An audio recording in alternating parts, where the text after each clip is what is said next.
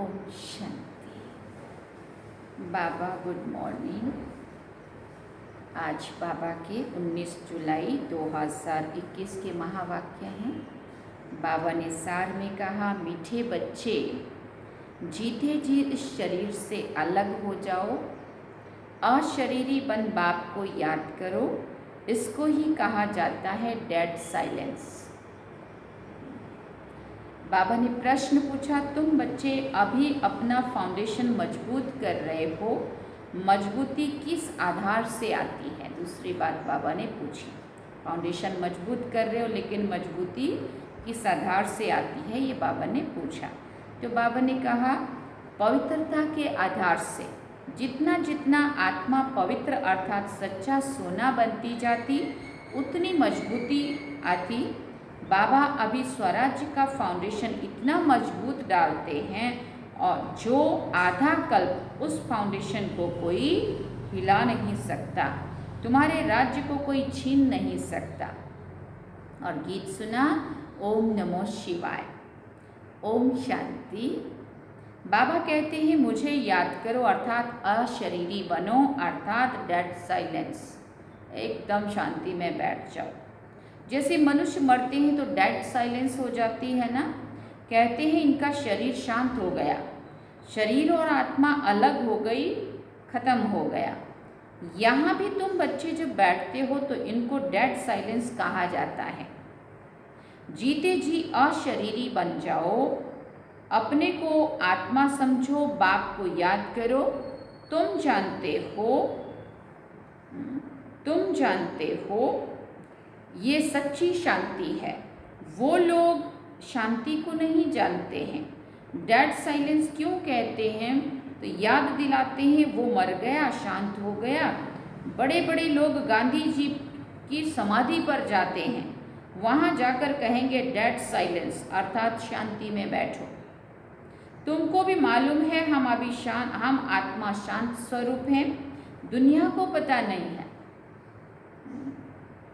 हम अपने स्वरूप में टिक जाते, हमारा स्वधर्म है शांत, हमारी आत्मा शांत स्वरूप है। उनको ये पता नहीं है, इसलिए शांति मांगते हैं। आत्मा कहती है शांति चाहिए। आत्मा अपने स्वधर्म को भूली हुई है। वास्तव में आत्मा का स्वधर्म ही शांत है। फिर आत्मा क्यों कहती है अशांति है? अशरीरी होकर बैठ जाओ। वो तो हट से प्राणायाम चढ़ा देते हैं तो जैसे मर जाते हैं, उसको कहा जाता है आर्टिफिशियल शांति, नेचुरल नहीं है। तुम बच्चों को तो पता है हमारा स्वधर्म शांत है, तुम आत्मा स्वराज्य ले रही हो। आत्मा ही सब कुछ बनती है, आत्मा बैरिस्टर बनती है। आत्मा कहती है हमको राज्य चाहिए। आगे भी राज्य लिया था बाप से, अब फिर से लेने आए हैं। मनुष्य देह अभिमान में है तो दुख में है। अभी तुम समझते हो कि हम आत्मा हैं, अपने परमपिता परमात्मा से स्वराज्य लेने आए हैं। तुम आत्मा को राजाई चाहिए।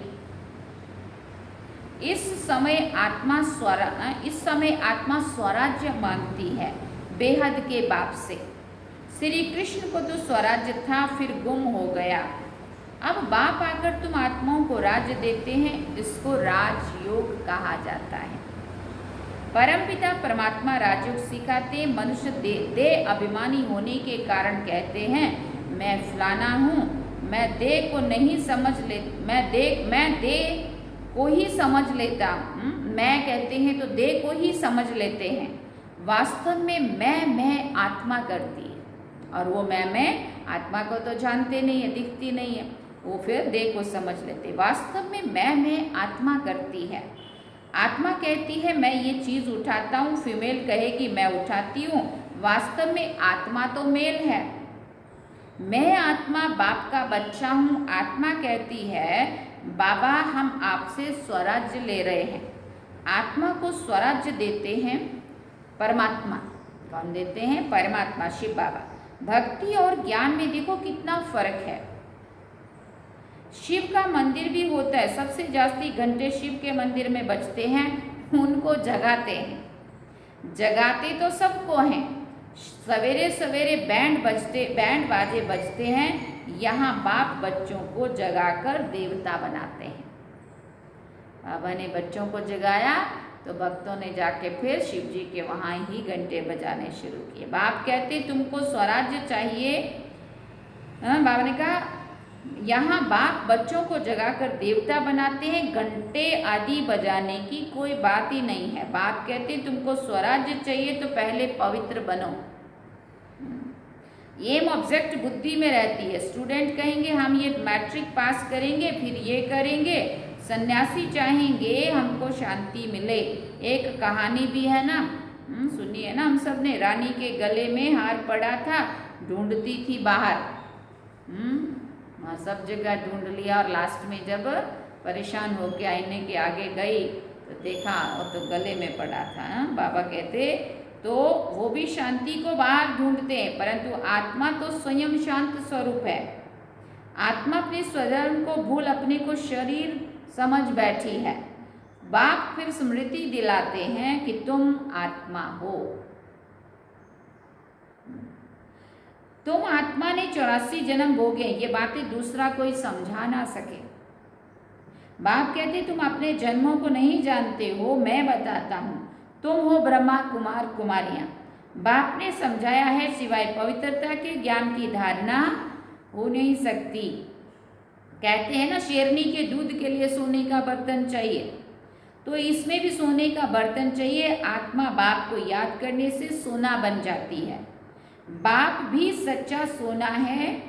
आत्मा बाप को याद करती है तो ज्ञान आ जाता है। तुम सच्चा सोना पवित्र थे। बाप कहते हैं, बाबा कहते पवित्र थे। ये ज्ञान का असर किसी को होता नहीं है। बाप कहते मैं तुम आत्माओं को स्वराज्य देता हूँ। ये स्वराज्य मिलेगा तब जब पुरानी सृष्टि का अंत और नई सृष्टि की आदि होगी। मनुष्य को हद की राजाई है, बेहद की राजाई मनुष्य को कभी नहीं मिलती है। विश्व का मालिक बन ना सके, तुम बनते हो बाप द्वारा। बाबा ने कहा तुम बनते हो बाप द्वारा। भगवान बाप को ही तुम्हारे 84 जन्मों का मालूम है। देवताएं अपने जन्मों को नहीं जान सकते। अगर जान जाएं तो दुखी हो जाएं। क्या सीढ़ी उतरते जाएंगे? सतयुग में जब हम राज कर रहे होंगे, अगर तब हमें हमारा फ्यूचर याद होगा। अभी तो चलो अपना फ्यूचर, सतयुग की दुनिया आने वाली है वो खुशी है, लेकिन जब हम सतयुग में पार्ट बजाएंगे तब अगर हमें ये याद रहे कि आए त्रेता के बाद द्वापर में प्रवेश होंगे, ऐसा ऐसा होगा, इतने दुखी हो जाएंगे। तो सतयुग का भी सुख हमें को वो अंदर से वो भी सुख का मजा चला जाए। बाबा कहते राजाई का सुख ही गुम हो जाए। यहाँ तुमको पता है, जानते हैं कि हम आत्मा है, इसमें संशय की बात नहीं है। एक दो से सुनकर वृद्धि होती जाती है। ये दैवी धर्म का झाड़ स्थापन हो रहा है। तुम समझ सकते हो ये हमारे कुल ब्राह्मण कुल का आया हुआ है। इसने पूरी भक्ति की है। ये फिर बाप से वर्षा लेने आया है। ज्ञान पूरा होता है फिर भक्ति शुरू हो जाती है। ये किसी को भी पता नहीं है। मकान भी नया और पुराना होता है ना। कच्चे मकानों की आयु जरूर कम होगी। आजकल मकान बहुत पक्के बनाते हैं, भले अर्थक्वेक आदि हो तो भी मकान गिरे नहीं, नुकसान ना हो, बहुत मजबूत बनाते हैं। फिर बाबा ने कहा फाउंडेशन जास्ती पक्का बनाते हैं। अब फाउंडेशन पड़ रहा है स्वराज्य का। आत्मा को 21 जन्मों के लिए राज्य मिलता है। यहाँ की राजाई तो कुछ भी नहीं है। आज राजाई है, कल किसी ने चढ़ाई की, खलास। फाउंडेशन कोई का है ही नहीं मजबूत। बाबा ने कहा मनुष्य का भी फाउंडेशन नहीं है। आज है और कल मर जाएगा, कोई मजबूती नहीं। अभी तुम्हारा फाउंडेशन बाबा पक्का डाल देते, जो 21 जन्मों तक तुम राज्य भाग्य पाते हो।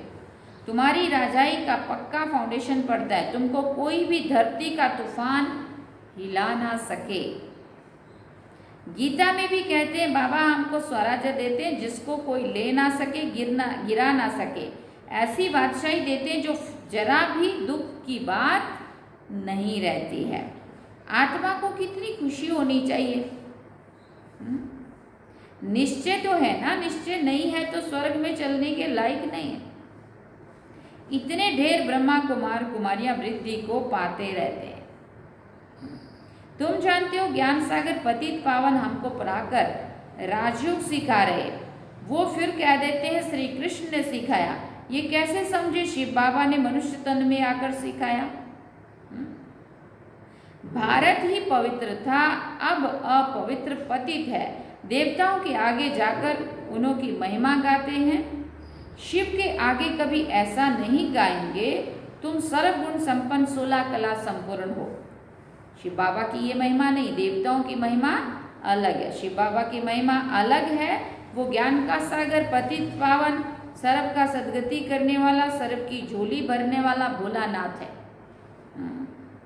ऐसे बाप को सब भूले हुए हैं। परम पिता परमात्मा को बुलाते हैं कि आकर दुख हरो सुख दो। सुख करता दुख हरता तो एक ही है, उनकी ही श्रेष्ठ मत है। वो है ही श्री श्री भगवान की मत, जिससे तुम बच्चे भी श्रेष्ठ बनते हो। गवर्नमेंट भी कहती भ्रष्टाचारी दुनिया है, अब श्रेष्ठ कौन बनाए पता ही नहीं पड़ता है। समझते हैं साधु लोग बनाएंगे, परंतु वो तो श्रेष्ठ बना नहीं सकते हैं। ये तो बाप का ही काम है ना। पहले एक राजा के हुक्म पर चलते थे। सतयुग में तुमको वजीर आदि कोई भी नहीं होता है। बादशाह में इतनी ताकत रहती है, वजीर का नाम गाया ही नहीं जाता। तुम समझते हो हमने विश्व का मालिक बन राज्य चलाया था, ऐसे ही जाकर चलाना है जैसे चलाया था। ऐसे सतयुग में लक्ष्मी नारायण का राज्य था ना।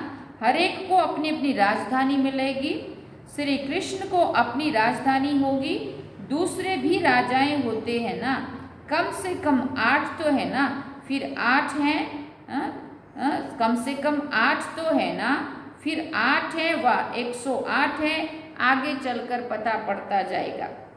ऐसे नहीं कि जो पिछाड़ी में ज्ञान देना है वो अभी दे देंगे।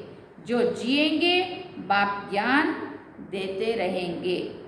देना ही है, ड्रामा में नूंद है, परमात्मा का अभी पार्ट है। ये ज्ञान देने का पार्ट अभी नूंधा हुआ है। तो बाप कहते हैं आगे चलकर तुम बहुत समझने वाले हो। दिन प्रतिदिन समझाते रहते हैं, ये भी पता चले कि हम वहाँ राजधानी में कैसे, हम वहाँ राजधानी कैसे चलाते हैं, स्वयंवर कैसे होता है। तुम ध्यान में जाते हो, वैकुंठ में जाकर देखते भी हो कि कैसे सोने के महल, कैसे वहाँ पर सोने के महल हैं।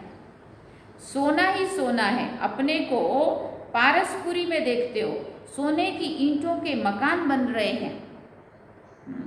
समझते हैं थोड़ी ईंटें ले जाएं, फिर उतरते हो तो अपने को यहाँ देखते हो। ध्यान में गए तो बोले बहुत सारा ईंटों का ढेर था, बड़ा खजाना था, तो सोचा चलो ले चलो वहाँ महल बनाएंगे। और फिर जब ध्यान से हटा, ले आया उठा के, जब देखा तो हाथ खाली था। बाबा कहते फिर उतरते थोड़ा समझते हैं थोड़ी ईंटें ले जाएंगे, फिर उतरते हो तो अपने को यहाँ देखते हो। मीरा भी ध्यान में अपने को रास करते श्री कृष्ण के साथ देखती थी।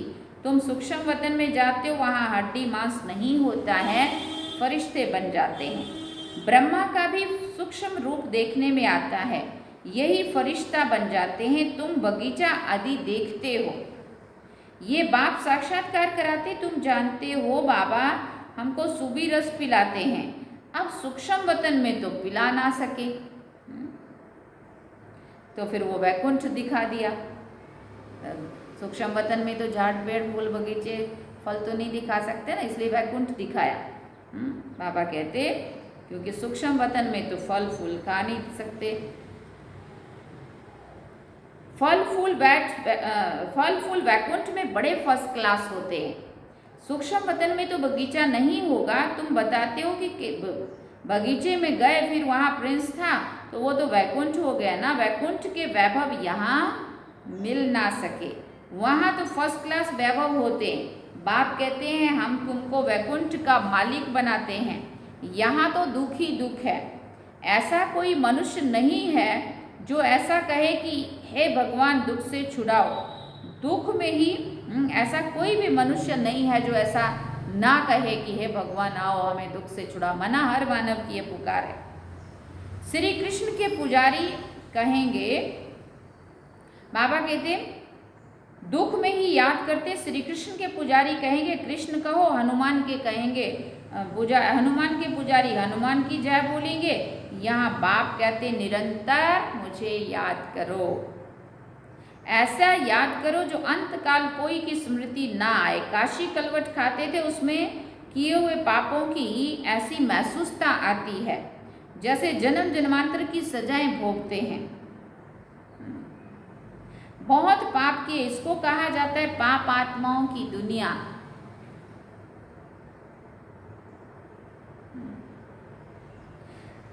आत्मा पापी है, आत्मा ही बाप को बुलाती है, हे परमपिता परमात्मा, हे परम धाम के रहने वाले शिव बाबा। उनका असली नाम तो एक ही है, वो है आत्माओं का बाप। रुद्र के साथ शालिग्राम शब्द शोभता नहीं है। शिव जी के साथ शालिग्राम, शिव और शालिग्राम शोभता है। शिव का मिट्टी का लिंग बनाते हैं तो शालिग्राम भी बनाते हैं, जिनको ठाकुर भी कहते हैं, छोटे छोटे शालिग्राम। पतित पावन तो वही है ना। यहाँ यज्ञ भी रचते हैं, भारत सबसे ऊंचा है, परंतु देवता धर्म को भूल गए हैं। वो तो चला आना चाहिए, हिंदू कोई धर्म थोड़ी है। देवता धर्म वाले ही सतो रजो तमो में आते हैं, जब तमो में आ जाते हैं तो अपने को देवता कह ना सके। वास्तव में हिंदू तो धर्म है ही नहीं, तो समझाया जाता है कि तुम देवी देवता बन सकते हो, आकर समझो। तो कह देते हैं फुर्सत कहाँ है। बाप कहते हैं हम तुमको अपना बनाते हैं, शांति और सुख का वर्षा देने के लिए। कोई परिवार आपस में इकट्ठे रहते हैं, बहुत प्यार से चलते हैं, सबकी कमाई इकट्ठी होती है, कोई हंगामा नहीं रहता है। परंतु इनको स्वर्ग तो नहीं कहेंगे ना। सतयुग में एक भी घर में बीमारी दुखी होते नहीं है, नाम ही है स्वर्ग। वहाँ सब सुखी रहते। बाप से तुम सदा सुख का वर्षा लेने के लिए आए हो, तुमको ज्ञान मिलता है। कहते हैं बाबा ने कहा तुमको ज्ञान मिला है, कहते हैं बाबा आप पतित पावन हो, हमको भी पावन बनाओ। बाप के साथ तुम बच्चे भी खुदाई खिदमतगार हो। अच्छा, मीठे मीठे सिकिल दे बच्चों प्रति माता पिता बाप दादा का याद प्यार और गुड मॉर्निंग। रूहानी बाप की रूहानी बच्चों को नमस्ते। हम रूहानी बच्चों की रूहानी माता पिता बाप दादा को दिलवा जान सिकवा प्रेम से याद प्यार, गुड मॉर्निंग, नमस्ते, थैंक्स बाबा जी। अब धारणा के लिए मुख्य सार है। पहला पॉइंट, स्वराज्य लेने के लिए पवित्रता का फाउंडेशन अभी से मजबूत करना है। जैसे बाप पतित पावन है, ऐसे बाप समान पावन बनना है। दूसरी बात, अपने शांत स्वधर्म में स्थित रहना है। जितना हो सके देह अभिमान छोड़ देही अभिमानी रहना है। डेड साइलेंस अर्थात अशरीरी रहने का अभ्यास करना है। वरदान में बाबा ने कहा अपने अनादि आदि स्वरूप की स्मृति से निर्बंधन बनने और बनाने वाले मर जीवा भव। जैसे बाप लोन लेता है, बंधन में नहीं आता है, ऐसे आप मर जीवा जन्म वाले बच्चे शरीर के संस्कारों के स्वभाव के बंधनों से मुक्त बनो।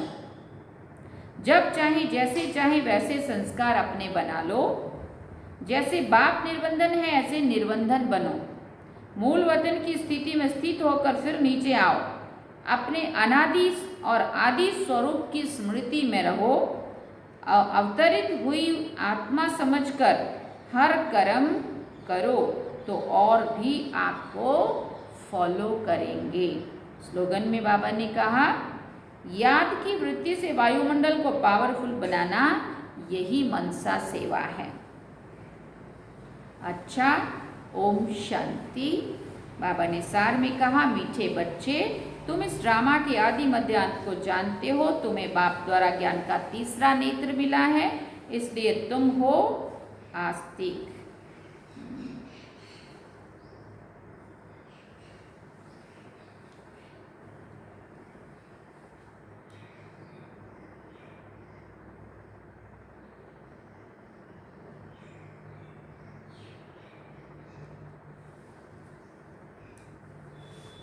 ये हम सब ने आज के बाबा के महावाक्य सुने।